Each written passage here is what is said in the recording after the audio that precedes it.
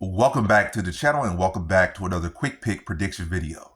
In this video, I'll be predicting the welterweight bout between Belal Muhammad versus Gabriel Bonfim. And how do I feel about this one right here is I'll go low confidence, Belal Muhammad to beat Gabriel Bonfim.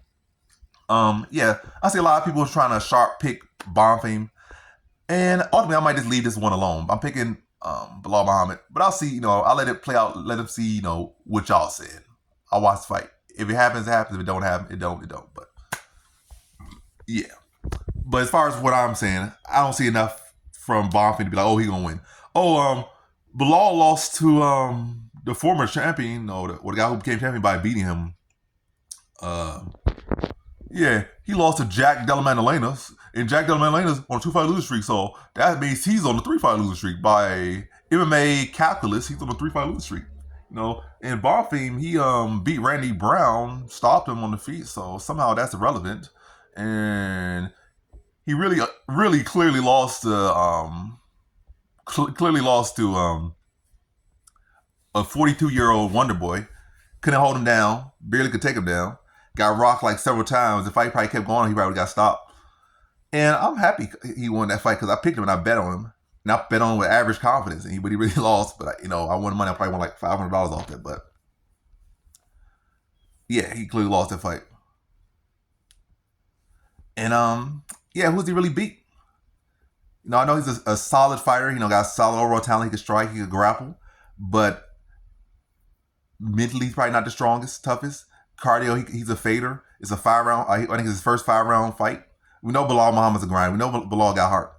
And even fighting Jack Della Maddalena, that fight was much closer. And Jack Della Maddalena still supposed to be one of the best strikers. The low-key, the striking differential wasn't that far off. Clearly, Della Maddalena got the better of the striking. Clearly, Della Maddalena won the fight. But I feel like the fight was way closer than people give it. I feel like it was like 3-2.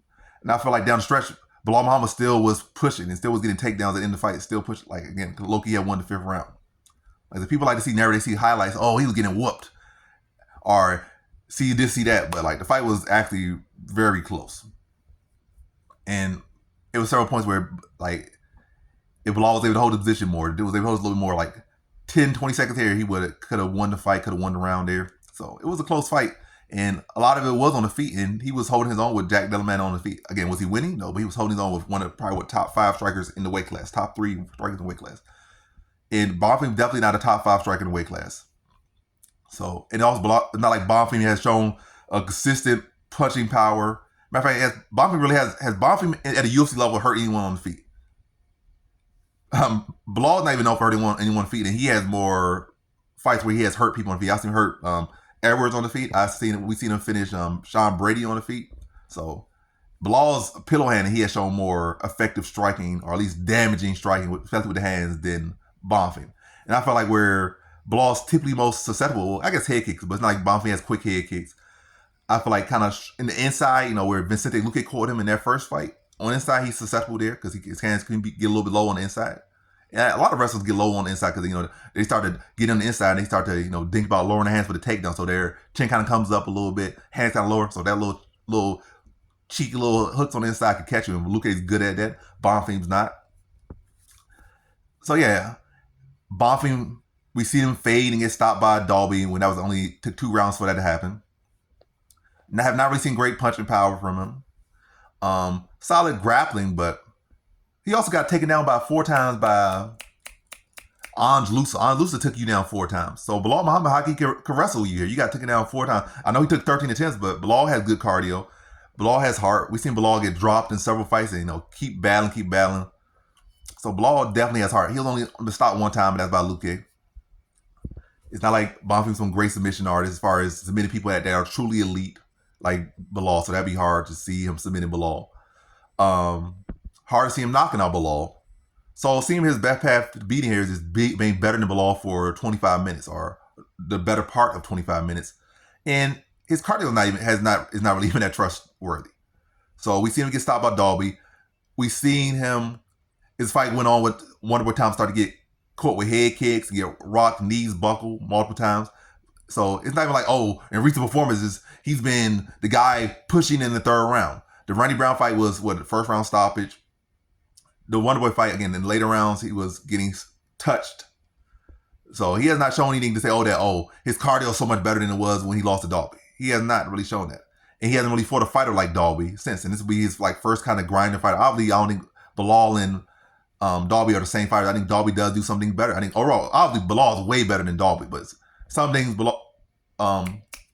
Dalby does do better than Belal. You know, it's fighting. It's sports. People will do things better than other people. That's why they're different. Overall, Belal's clearly better than Dalby, but I think Dalby is a better kind of like a exhausting fight. Like, I can make you exhausting. Like, he'll be in the clinch, you know, playing in the collar tie. That's like stuff that's going to really be exhausting part of the sport. Belal probably could do that, but it's not really been part of his game. Belal just kind of works, whereas Dalby trying to kind of grinds. It's a difference. But either way, basically what I'm saying, Bonfim's a solid fighter, solid talent, but I have not seen no evolution. It's not like he really beat anyone particularly special.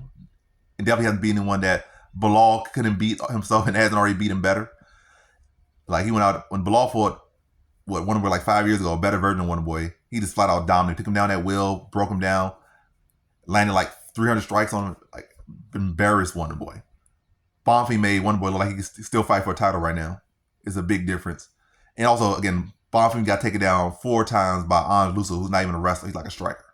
So, yeah, I think Belal can outwork him, outgrind him. Still think Belal got left light in the tank, still hungry. And Belal can get takedowns on him. So, Belal has fought way more 5-round fights, has a way better style for 5 rounds, has a higher output. It's not like Bonfim has really any great finishing upside on the feet or on the ground. Belal's hard to finish on the feet, harder to finish on the ground. And I think Belal could win the positional battle with the takedowns. Probably, definitely lead on takedowns, lead on control time. Take Bonfim into the later rounds, maybe stop him. I'll say decision. I think this will be a competitive fight, but I think Belal Muhammad's 5-round experience, his overall UFC experience, and his style will favor him here. And I think he beats Bonfim by decision. So in this one, I got Belal Muhammad via decision.